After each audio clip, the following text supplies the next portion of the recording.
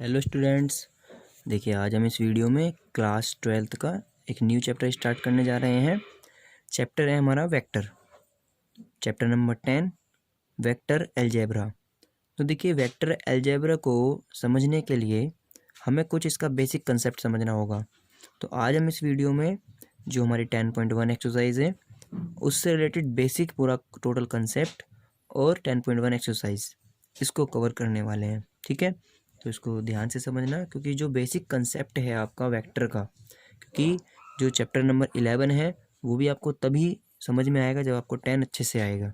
तो पहले आप 10 पर ज़्यादा फोकस करना। ठीक है, तो चलिए देखिए बेसिक कंसेप्ट शुरू करते हैं हम इसका। देखिए हमारा इसके अंदर जो टॉपिक्स हैं वो कौन कौन से हम इसमें स्टडी करने वाले हैं। सबसे पहले हम समझेंगे वेक्टर क्या होता है, उसके बाद में हम समझेंगे कि रिप्रेजेंटेशन ऑफ वेक्टर क्या होता है, फिर पोजीशन ऑफ वेक्टर क्या होता है, उसके बाद में आपका इसमें टॉपिक है direction cosines and direction ratio, ये क्या होते हैं, फिर उसके बाद में टाइप्स ऑफ वेक्टर और फिर उसके बाद कंसेप्ट ऑफ फ्री वेक्टर। तो आपको ये टॉपिक्स इसमें सारे कवर करने हैं, vector, representation, position vector, direction cosine, direction ratio जो इंपॉर्टेंट टॉपिक्स है इसका, टाइप्स ऑफ वेक्टर और कंसेप्ट ऑफ फ्री वेक्टर। तो सबसे पहले हम बात करते हैं वेक्टर की। तो देखिए वेक्टर में क्या होता है, इसमें दो क्वांटिटी होती हैं इसकी। फिजिकल क्वांटिटीज जो होती हैं दो तरह की होती हैं। एक होती है हमारे पास मतलब जो भी हमारे पास में ओवरऑल फिजिकल क्वांटिटीज़ हैं जो हमारे अराउंड हैं हम देखते हैं, वो कितने टाइप्स की हमारे पास, टू टाइप्स की। एक होती है स्केलर, एक होती है वेक्टर। ठीक है, तो देखो स्केलर कैसी क्वांटिटीज़ होती हैं, स्केलर ऐसी क्वांटिटीज़ होती हैं जिनमें मैग्नीट्यूड होता है ओनली, जिनमें क्या होता है, मैग्नीट्यूड होता है। वो वेक्टर ऐसी क्वांटिटीज़ होती हैं जिनमें मैग्नीट्यूड के साथ साथ डायरेक्शन भी होती है। देखो एग्जांपल से समझो, जैसे हाइट, मनी। तो देखो मनी के लिए आप क्या बताओगे कि इतने रुपये हैं, इतने हैं, मतलब 15,000 है, 10,000 है, सिर्फ मैग्नीट्यूड बता रहे हो आप, इसमें डायरेक्शन तो नहीं बता रहे कि उस डायरेक्शन में रखे हैं, उस डायरेक्शन में है। लेंथ, मास, टेम्परेचर, एरिया, कोई एरिया बताना होता है तो आप एरिया बता देते हो इतने स्क्वायर मीटर। मास बताना होता है यानी वेट बताना होता है, आप अपना वेट बता देते हो किसी का भी। ठीक है, टेम्परेचर भी बता देते हैं हम कि इतने इतने डिग्री टेम्परेचर है आज का। ठीक है, ऐसी लेंथ भी हम बता देते हैं। देखो लेकिन जैसे फोर्स, फोर्स क्या होता है, आपसे कहा जाए कि बताइए कितनी फोर्स है, तो फोर्स के लिए आप डायरेक्शन भी बताएंगे कि जैसे आपने गेट को क्लोज किया या गेट को ओपन किया, तो गेट को जब आप ओपन कर रहे हैं तो उसमें फोर्स लगा रहे हैं, तो फोर्स को आप किस डायरेक्शन में लगा रहे हैं, क्यों ओपन कर रहे हैं क्लोज कर रहे हैं। यदि आप ना ओपन कर रहे हैं ना क्लोज कर रहे हैं, फोर्स लगा रहे हैं, तो उसका कोई बेनिफिट नहीं होगा। ठीक है, तो फोर्स में क्या होता है, उसमें डायरेक्शन भी बतानी होती है। तो जिसमें डायरेक्शन भी आती है और मैग्नीट्यूड भी आता है तो उसको हम बोलते हैं वेक्टर। जिसमें ओनली मैग्नीट्यूड होता है उन्हें बोलते हैं स्केलर क्वांटिटी। ठीक है, जैसे वेलोसिटी ऑफ एक्सेलरेशन, आपने वेलोसिटी या एक्सेलरेशन ये सब क्या होते हैं भाई, किसी स्पीड से कोई गाड़ी जा रही है तो किस डायरेक्शन में जा रही है ये भी आप बताएंगे। ठीक है, स्पीड भी बताएंगे, तो मैग्नीट्यूड और डायरेक्शन दोनों बतानी होती है। तो वेक्टर क्या होते हैं, वेक्टर एक ऐसी क्वांटिटी है जिसमें मैग्नीट्यूड के साथ साथ डायरेक्शन भी होती है, और स्केलर ऐसी क्वांटिटी होती है जिनमें ओनली मैग्नीट्यूड होता है। ठीक है, अब रिप्रेजेंटेशन ऑफ वेक्टर। तो वेक्टर को रिप्रेजेंटेशन करने के लिए क्या होता है, एक लाइन ली जाती है और डायरेक्टेड लाइन में हम एरो का एक सिंबल बना देते हैं। देखो अगर हम ओनली प्लेन लाइन ड्रॉ कर लें तो प्लेन लाइन से क्या होगा, ये तो प्लेन लाइन है, कोई डायरेक्शन नहीं बता रही, लेकिन हम एरो बना दें या इस तरह से ड्रॉ करके ऐसे एरो बना दें, आगे पीछे कैसे बना सकते हैं, तो ये दोनों किसको शो कर रही हैं, वेक्टर को शो कर रही हैं। ठीक है, इसको राइट कैसे किया जाता है रिप्रेजेंटेशन इसका, कि एक पॉइंट होता है, एरो होता है, तो जो पॉइंट वाला पार्ट होता है इसका उसको हम इनिशियल पॉइंट कहते हैं, और जो एरो वाला पार्ट होता है उसको हम टर्मिनल पॉइंट कहते हैं। यानी यहाँ से स्टार्ट हुआ और यहाँ तक जा रहे हैं। इनिशियल मतलब स्टार्टिंग पॉइंट, टर्मिनल यानी जहाँ तक आप जा रहे हैं उसका किनारे वाला पॉइंट।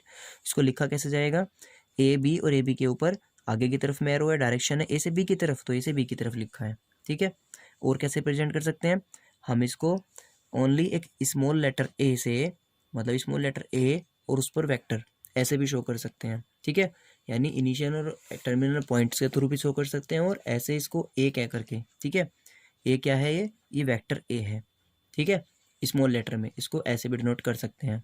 ठीक है, ये आप देखो अगर आप इसमें इसमें ए बी लिख रहे हैं और डायरेक्शन बी से ए की तरफ है, तो आप इसको कैसे रिप्रेजेंट करेंगे, बी ए रीड करेंगे, बी ए रीड करेंगे, बी से ए की तरफ एरो है, बी से ए की तरफ है ना, तो ये ध्यान रखना है हमें। चलिए अब मैग्नीट्यूड ऑफ वेक्टर क्या होता है, कि कोई भी वेक्टर है, ठीक है, उस वेक्टर की यदि हम लेंथ भी फाइंड कर लें कि वो कितनी है, तो हमारा मैग्नीट्यूड होगा। यानी मैग्नीट्यूड ऑफ वेक्टर क्या है, लेंथ ऑफ डायरेक्टेड लाइन, जो डायरेक्टेड लाइन है is called a magnitude and it's represented by, किससे रिप्रेजेंट करते हैं, मैग्नीट्यूड के लिए आप उस वेक्टर के ऊपर मोड लगा देंगे। यानी जो ये ए बी वैक्टर था आपका, इस पर मोड से रिप्रेजेंट कर दो तो ये इस टाइम पे कहलाएगा इसका मैग्नीट्यूड ऑफ अ वेक्टर। ठीक है, तो किसी भी वेक्टर का मैग्नीट्यूड को रिप्रेजेंट करने के लिए हम उस पर मोड लगा देते हैं।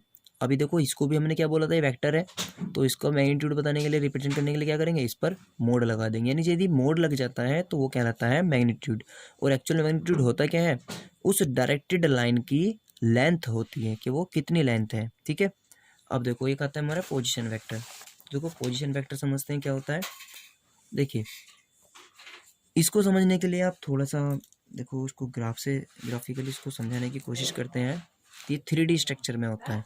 देखिए सपोज कीजिए आपके पास में ये एक स्ट्रक्चर है, ठीक है, देखो ये इसका क्या है, ओरिजिन पॉइंट है, ये आपकी एक्स एक्सिस है। सपोज कीजिए देखो इसके अकॉर्डिंग बताते हैं, ये एक्स एक्सिस, ये आपकी वाई एक्सिस और ये जेड एक्सिस है।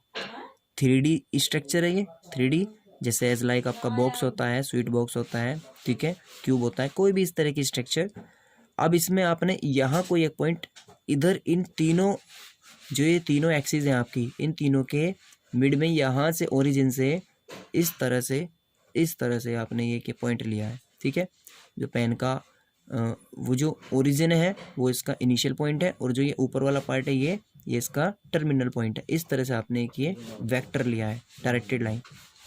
ठीक है, और यहाँ पर जो ये पॉइंट है इस टाइम पर आपका, हम इस पॉइंट की बात कर रहे हैं, तो जो ये वाला पॉइंट होगा, ठीक है, यहाँ इस टाइम पर इस ओरिजिन से, इसको हम कहेंगे पोजीशन वेक्टर, यानी उसकी पोजीशन वेक्टर को हम पी से डिनोट करेंगे। और इस पी के अंदर में देखो एक्स, वाई और जेड तीनों डायरेक्टेड पॉइंट लिखे जाएंगे। क्यों, क्योंकि इस पॉइंट की हम एक्स एक्सिस से कितनी डिस्टेंस है, वाई एक्सिस से कितनी डिस्टेंस है, जेड एक्सिस से कितनी डिस्टेंस है, तीनों को मेजर करते हैं। क्योंकि ये ओनली इस तरह से नहीं है कि हम उसको एक सिंगल फेज में एक्स और वाई के बीच में, या वाई जेड के बीच में, या एक्स जेड के बीच में ले लें, ये तीनों के बीच में है, तो इसमें एक्स वाई और जेड तीनों आते हैं। ठीक है, तो ध्यान रखना, देखो एज लाइक हमने इसको बनाया हुआ है कि ये ओरिजिन है और ये एक पोजीशन वेक्टर ही है। ठीक है, पी, जिसको हम पी बोल रहे हैं, जो भी आपको बताया था। और यहाँ से हमने क्या किया है, इसको एज लाइक पूरा कंप्लीट बॉक्स टाइप बना लिया, और एक्स एक्सिस और वाई एक्सिस जेड एक्सिस पर इसकी लेंथ ले ली, एक्स एक्सिस पर यहाँ से हमने ले लिया, इसको देखो इस तरह से डिनोट करके वाई एक्सिस पर, और ये जेड एक्सिस पर। ठीक है, तो देखो इस पोजीशन वेक्टर की पी की, सबसे पहले पी पॉइंट की बात करें तो इसके कोऑर्डिनेट्स क्या है, एक्स वाई जेड। ठीक है, और ये ओरिजिन है ओ। तो देखो पोजीशन वेक्टर क्या होता है, position vector of point P is a vector whose initial point is origin and terminal point is P. यानी पोजीशन वेक्टर वो वेक्टर होता है जिसका इनिशियल पॉइंट हमेशा क्या होगा, ओरिजिन होगा, और एक टर्मिनल पॉइंट आपका पी होगा। ठीक है, दैट इज, हम इस पोजीशन वेक्टर को कैसे रिप्रेजेंट कर सकते हैं, देखो पोजीशन वेक्टर ऑफ पी, इस पोजीशन वेक्टर ऑफ पी का वेक्टर क्या है, यहाँ से यहाँ तक को हमने इसको आर वेक्टर से रिप्रेजेंट करा है। किससे, आर से। तो देखो आर कह दो या ओ पी, ओ से लेके पी तक, तो ओ पी वैक्टर है। ठीक है, क्योंकि वेक्टर को तो हम ऐसे रिप्रेजेंट करते हैं, ये ओ है ये पी है, तो ये ओ पी वैक्टर हो गया, इनिशियल पॉइंट से आगे की तरफ में रिप्रेजेंट हो गया। ठीक है, लेकिन उसमें बताया था ना कि इसको स्मॉल लेटर से भी रिप्रेजेंट करते हैं, तो पोजीशन वेक्टर जहाँ भी हम लेंगे उसको हम स्मॉल आर से रिप्रेजेंट करते हैं मोस्टली। तो पोजीशन वेक्टर को हमने किससे रिप्रेजेंट किया है, स्मॉल आर से। ठीक है, यहाँ तो देखो अगर हम इसके मैग्नीट्यूड की बात करें तो इसका मैग्नीट्यूड क्या होगा, मैग्नीट्यूड को हम केवल सिंपल आर से रिप्रेजेंट कर सकते हैं, या मैग्नीट्यूड आर लिख सकते हैं, या पोजीशन वेक्टर ऑफ ओपी का मैग्नीट्यूड लिख सकते हैं। इज इक्वल टू होता क्या है, इसको निकालना सीख लीजिए, अंडर द रूट जो उसके कोऑर्डिनेट्स हैं एक्स वाई जेड, तो x square plus Y square plus Z square. तो आपको क्या ध्यान रखना है कि पोजीशन वेक्टर का अगर आप मैग्नीट्यूड निकालते हैं तो मैग्नीट्यूड ऑफ पोजीशन वेक्टर यानी आर इज इक्वल टू कितना आ जाएगा, मैग्नीट्यूड को आप सिंपल ए से लिख सकते हैं, सिंपल आर से, सिंपल बी से, सिंपल सी से। जब तक इसके ऊपर वेक्टर नहीं लगा हुआ है, ये वेक्टर सिंबल, इसका मतलब वो मैग्नीट्यूड है। वेक्टर लगा हुआ है तो वो वेक्टर है। ठीक है, और मैग्नीट्यूड इधर वेक्टर पे लगा दिया तो आप इसको सिंपल आर लिख सकते हैं, और जहाँ ऐसे आ जाए समझ जाना कि ये मैग्नीट्यूड है, यानी ये कोई वैल्यू है, और ये वेक्टर, ये डायरेक्टेड लाइन है। ठीक है। तो कितना हो जाएगा, under root x square plus Y square plus Z square. देखिए अब आता है हमारा next point, direction cosine and direction ratio. तो डायरेक्शन कोसाइन क्या होता है, डायरेक्शन रेशो क्या होता है। फर्स्ट ऑफ ऑल आप इसमें समझिए कि हम डायरेक्शन कोसाइंस बोल रहे हैं तो इसमें कोस की बात की जाएगी। तो जो अल्फा बीटा गामा है ये हमारे डायरेक्शन एंगल है, ठीक है। अब ये direction angle alpha beta gamma कौन से होते हैं, कि जो भी हम बात कर रहे थे, देखिए अगेन आपको फिर से दिखा देते हैं। ये देखिए ये जो हमने यहाँ बनाया हुआ है, अब ये जो हमने पोजीशन वेक्टर लिया है, इस पोजीशन वेक्टर की एक्स एक्सिस पर कितना एंगल ड्रॉ हो रहा है, वाई एक्सिस पर कितना एंगल ड्रॉ हो रहा है और जेड एक्सिस से कितना एंगल ड्रॉ हो रहा है। इस पोजीशन वेक्टर का एक्स वाई जेड से कितना कितना एंगल बन रहा है, उन्हें हम कहते हैं डायरेक्शन एंगल। और यदि हम उनका कोस ले लें तो वो हो जाएंगे हमारे डायरेक्शन कोसाइन। तो यानी डायरेक्शन कोसाइन हमारे क्या होंगे, cos alpha, cos beta, cos gamma. Alpha वाला जो है वो एक्स एक्सिस से एंगल है, बीटा वाला वाई एक्सिस से और गामा वाला जेड एक्सिस से। यानी ये जो पोजीशन वेक्टर था, एक्स एक्सिस से इसका एंगल कितना है ये अल्फा, वाई एक्सिस से कितना है बीटा और जेड एक्सिस से कितना है वो गामा है, ठीक है। तो हमें इन तीनों के एंगल का कोस हमने लिया, cos alpha, cos beta, cos gamma, ये होते हैं हमारे डायरेक्शन कोसाइन। तो डायरेक्शन कोसाइन क्या होते हैं, cos alpha, cos beta, cos gamma. अब इन कोस डायरेक्शन कोसाइंस को हम रिप्रेजेंट किससे करते हैं, एल एम एन। तो ध्यान रखना स्मॉल एल एम एन अगर हमें कहीं हम लिखते हैं तो वो हमारे क्या लेंगे हम, डायरेक्शन कोसाइंस।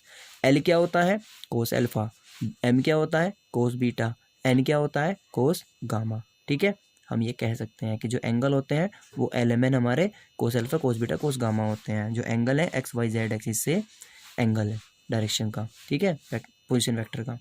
अब इसको हम इनसे नहीं निकालते, डायरेक्ट निकाल सकते हैं। वो कैसे, कि जो हमें मैग्नीट्यूड इसका आर पोजीशन वेक्टर का पता है, ठीक है। तो एक्स एक्सिस से है वाई जेड, तीनों कोऑर्डिनेट्स हमें वो भी पता है। तो देखो x upon magnitude of r, Y upon magnitude r, Z upon magnitude of r, ठीक है। ये हमारे एलिमेंट होते हैं, यानी l is equals to x upon magnitude of r, m is equals to y upon magnitude of r, n is equals to z upon magnitude of r, ठीक है। L x वाले के लिए, एम वाई के लिए, N Z के लिए। Are को हम ऐसे भी रिप्रेजेंट कर सकते हैं, ओनली मैग्नीट्यूड आर को। तो एल एम एन हमारे क्या होते हैं, डायरेक्शन कोसाइन होते हैं। तो सिंपली हमने इसका एक सिंपलीफिकेशन बनाया, एल इज इक्वल्स टू क्या बन गया, x upon r, m is equals to क्या बन गया, वाई अपॉन आर, और एन इज इक्वल्स टू क्या बन गया, जेड अपॉन आर, ठीक है। तो एल एम एन हमारे क्या है, x upon r, Y upon are, Z upon r. तो यहाँ हम जो यूज़ करेंगे, जब हमें एलिमेंट निकालने होंगे, डायरेक्शन कोसाइन हमसे पूछेगा, कोऑर्डिनेट्स पॉइंट हमें दिए होंगे, तो पहले हम आर निकाल लेंगे। आर क्या होता है, आर हमारा पोजीशन वेक्टर का under root x square plus Y square plus Z square से निकल जाता है। यानी आप इसको फाइनली ऐसे भी लिख सकते हैं कि x upon under the root, क्योंकि आर क्या था हमारा, under root x square plus Y square plus Z square. यानी इसको हम सिंपली फाइंड कर सकते हैं। ऐसे ही हमारा ये कितना हो जाएगा, y upon under the root x square plus Y square plus Z square. ऐसे ही ये कितना हो जाएगा हमारा, z upon under the root x square plus Y square plus Z square. यानी सिंपली अगर हमें कोऑर्डिनेट्स पता है, ओनली कोऑर्डिनेट्स पता है पोजीशन वेक्टर के, तो हम उसके डायरेक्शन कोसाइंस निकाल सकते हैं एल, क्योंकि X upon under root x square plus Y square plus Z square, यानी R Y upon are, Z upon R, ठीक है। चलिए अब देखते हैं डायरेक्शन रेशो। देखिए डायरेक्शन रेशो को हम स्मॉल ए बी सी से डिनोट करते हैं। फर्स्ट ऑफ ऑल ये कि डायरेक्शन रेशो को किससे डिनोट करते हैं, डायरेक्शन कोसाइंस को एलिमेंट से, डायरेक्शन रेशो को स्मॉल ए बी सी से। और ये ए बी सी होता क्या है, ये एक ऐसे पॉइंट्स होते हैं कि आप इनका एलिमेंट के साथ में रेशो निकालिए, यानी ए अपॉन एल कीजिए, बी अपॉन एम कीजिए, सी अपॉन एन कीजिए, तो इनका जो रेशो आएगा वो सेम आएगा, यानी प्रोपोर्शनल आएगा, सबका सेम। यानी एक तरह से हमने के लिख दिया, जैसे हमने इसमें लिखा हुआ है डायरेक्शन रेशो के लिए, these are numbers a b c such that, यानी डायरेक्शन रेशो आपके ऐसे नंबर होते हैं, ये ऐसे ए बी सी होते हैं, such that they are proportional to direction cosine, जो डायरेक्शन कोसाइन के साथ में प्रोपोर्शनल होते हैं, ठीक है। अब एक हमारा जो ये है, देखो जो A upon L, B upon M, C upon N है, ठीक है। और देखो एल एम एन हमारे क्या है, एल बराबर एक्स अपॉन आर, एम बराबर वाई अपॉन आर, एन बराबर जेड अपॉन आर है। तो ये भी आपको मैंने पीछे दिखाया कि एल एन को हम ऐसे भी लिख सकते हैं, ठीक है। अब देखिए कि अगर हमारे पास में ए बी सी इस तरह से, ये देखो पहले आप इसको ऐसे समझिए, देखो रिलेशन बिटवीन डायरेक्शन कोसाइंस में एक रिलेशन होता है, ये आपको याद रखना है कि जो एल एम एन होते हैं डायरेक्शन कोसाइन होते हैं आपके, इनमें रिलेशन होता है कि l square plus m square plus n square equals to 1 होता है। इनमें क्या रिलेशन है कि इन तीनों का स्क्वायर करें आप और सम करें तो वो ऑलवेज आपका 1 होता है। ठीक है, चलिए देखो इसमें जो ये वाला रिलेशन है इसको आप लिख लीजिए, समझ लीजिए। ठीक है, एक्सप्लेन बाद में करेंगे क्योंकि ये इनको और इनको मिला करके बनाया गया है कि एल इज इक्वल्स टू जो डायरेक्शन क्वेश्चन और रेशो में रिलेशन है एक ये भी होता है, L is equals to A upon under root A square plus B square plus C square, M बराबर B upon under root A square plus B square plus C square और N बराबर C upon under root A square plus B square plus C square, ये भी होता है। चलो अब देखते हैं टाइप्स ऑफ वेक्टर। तो एक होता है हमारा जीरो वेक्टर। तो फर्स्ट ऑफ ऑल हम देखते हैं जीरो वेक्टर क्या होता है। तो देखो मैग्नीट्यूड जीरो है, ठीक है, चाहे डायरेक्शन कोई भी हो तो आपको जीरो वेक्टर। ठीक है, जीरो वेक्टर में बस क्या ध्यान रखना है कि यदि मैग्नीट्यूड उसका जीरो है तो वो जीरो वेक्टर होगा। एक होता है यूनिट वेक्टर। तो यूनिट वेक्टर क्या होता है, देखो एक डायरेक्टेड लाइन जब हम बोल रहे हैं इस तरह से जा रही है ये, ठीक है, ये एक वेक्टर है आपका, डायरेक्टेड लाइन है। ठीक है, अब हमने इसकी कोई एक यूनिट ले ली, बस कितनी 1 यूनिट लेंथ यानी 1 किलोमीटर या 1 मीटर। ठीक है, इस तरह से केवल इतनी लेंथ ले ली यहाँ तक की इस वेक्टर की।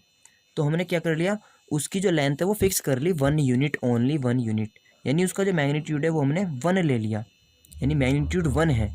तो जब मैग्नीट्यूड 1 होगा तो उस टाइम पर जो ये वेक्टर होगा ये कहलाएगा यूनिट वेक्टर। और यूनिट वेक्टर को डिनोट करने के लिए आप क्या सिंबल यूज़ करेंगे, अगर ये ए वेक्टर है तो ए वेक्टर को तो हम ऐसे डिनोट करते हैं, ये ए देखो ये ए वेक्टर है ये पूरा, ठीक है, लेकिन हम यूनिट वेक्टर ले रहे हैं इतना, तो यूनिट वेक्टर को डिनोट करने के लिए ए के ऊपर कैप लगा देते हैं, यानी जिस पे कैप लगी होती है वो यूनिट वेक्टर होता है, यानी उसका मैग्नीट्यूड 1 होता है। यानी कहीं अगर आपसे कहा जाए कि it is a unit vector तो समझ जाना कि उसका जो मैग्नीट्यूड है वो 1 है। ठीक है, तो देखो इसको क्या डिनोट करते हैं, ए के कैप से। मैग्नीट्यूड कितना होता है इसका 1 होता है। ठीक है, और देखो इसको हम निकालते भी कैसे, आप आगे हम सीखेंगे निकालना। तो ये होता है क्या हमारा, एक यूनिट वेक्टर जो निकाला जाता है वो हमारा जो ए वेक्टर है, ठीक है, और अपॉन में क्या है उसका, चलो इसको बाद में बताएंगे, अभी आप ध्यान रखना है कि इसका मैग्नीट्यूड 1 होता है। चलो आगे देखो, एक होता हमारा कोइंशियल वेक्टर। कोइंशियल वेक्टर क्या होता है कि आपके पास में कोई एक ही वर्टेक्स है और उस एक वर्टेक्स से दो अलग अलग वेक्टर जा रहे हैं। ठीक है, एक इधर की डायरेक्शन में तो एक इधर डायरेक्शन में। ठीक है, ए और बी दो वेक्टर एक ही जगह ज्वाइंट होते हैं, एक वर्टेक्स पर, सेम वर्टेक्स पर और अलग अलग डायरेक्शन में जा रहे होते हैं, तो उन्हें हम कहते हैं कोइंशियल वेक्टर। एक होता है आपका कोलिनियर वेक्टर। कोलिनियर वेक्टर वो वेक्टर होते हैं जो आपस में पैरेलल होते हैं लेकिन डायरेक्शन कोई भी हो सकती है। तो पैरेलल वेक्टर आपके कैसे होते हैं, कोलिनियर वेक्टर होते हैं। एक होता है इक्वल वेक्टर। तो इक्वल वेक्टर वो होते हैं जिनका मैग्नीट्यूड भी सेम हो और डायरेक्शन भी सेम हो। इक्वल मतलब बिल्कुल एक जैसे, तो जैसे मतलब इक्वल, तो इक्वल के लिए क्या ध्यान रखेंगे कि सेम मैग्नीट्यूड सेम डायरेक्शन। ठीक है, एक होता है नेगेटिव।